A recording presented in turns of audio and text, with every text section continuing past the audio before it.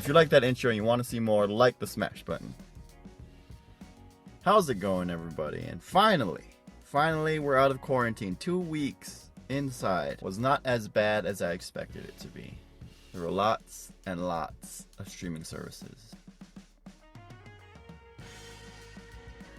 So what happened during quarantine with all the fuss about tourists getting arrested, how to track you and all that stuff?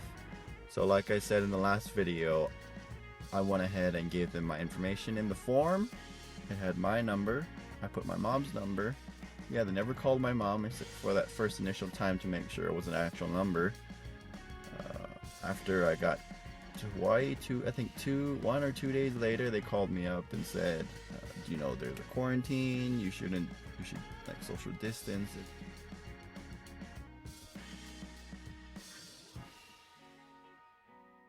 And then halfway through, a week after, somebody called me again and said, it's halfway, how are you doing? Do you need anything? You could tell it was local people because it wasn't just a phone call, it was really nice. It felt more like a how are you doing call than a are you abiding by our rules?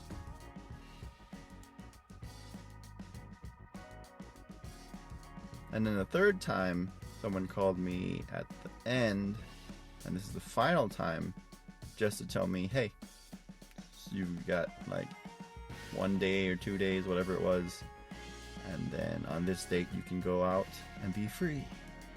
And that's today.